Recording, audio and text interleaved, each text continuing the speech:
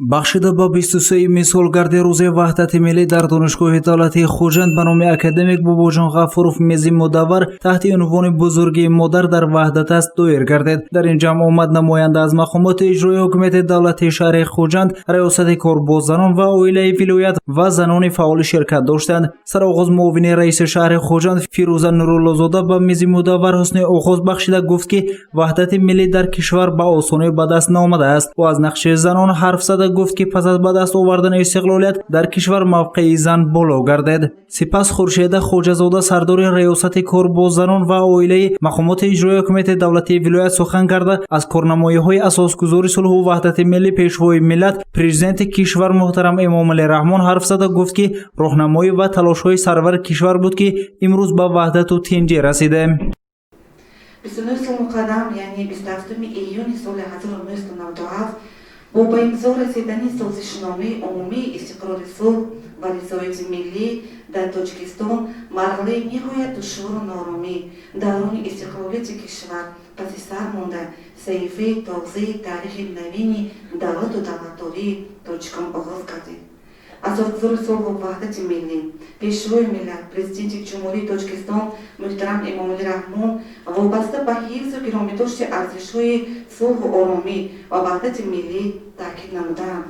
Ҳар яки мо, яъне насле ки даҳшату маҳрумиятҳои он айёми пурфоҷиаро аз сар гузаронидаем, бояд тамоми донишу таҷриба, саъю талоши худро барои таҳкими сулҳу субот устувории пояҳои давлатдории миллиамон сафарбар кунем. муяссари қаҳҳори мудири шӯъбаи корбозанон ва оилаи мақомоти иҷроии ҳукумати давлатии шаҳри Хуҷанд аз таҷлили рӯзи ваҳдат дар вазъияти COVID-19 ҳарф зада афзуд ки ин ҳама тинҷиву оромӣ аз ваҳдату ягонагӣ мебошад. рӯзи ваҳдати миллиро ӯ санаи муҳиму тақдирсоз дар ҳаёти миллати тоҷик арзёбӣ намуд. Баландбардоштани мақом ва нақши зан дар ҷомеа аввалин фармоне аст ки пас аз созишномаи истиқрори сулҳ ва ризояти миллӣ аз ҷониби сарвари давлат қабул гардааст, гуфт муяссара қаҳҳор.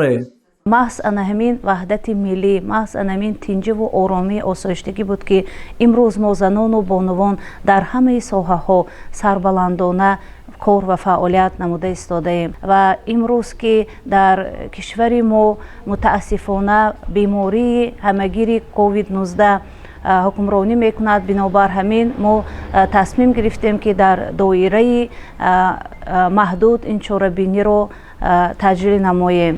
дар солҳои ҷанги шаҳрвандӣ мубориза барои ба даст овардани истиқрори сулҳ ва ризояти миллӣ хеле масъалаи вазнин ва баҳсталаб буд. паси сар намудани ин душвориҳо ва бунёди ҷомеаву давлати демократӣ ҳуқуқбунёд барои як роҳбари ҷавон ки нав ба сари қудрат омадааст осон набуд, гуфт зимни суҳбат устоди донишгоҳи давлатии Хуҷанд ба номи академик Бобоҷон Ғафуров Зеварои Бобоева.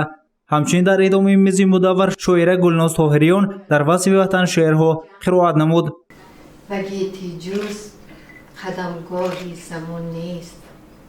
Ватан эй кимиёи дарки ваҳдат, ватан эй мазраи сабзи муҳаббат. дар охир ду нафар занҳои фаъол ки дар вазъияти коронавирус фаъолона баҳри тарғибу ташвиқ дар вилоят ширкат варзиданд, бо сипосномаи мақомоти иҷроии ҳукумати давлатии шаҳри Хуҷанд ва раёсати корбозанон ва оилаи вилоят сарфароз гардиданд. гузориши Саид Мухтори Саид Анвар барои барномаи иттилоотӣ Хабар.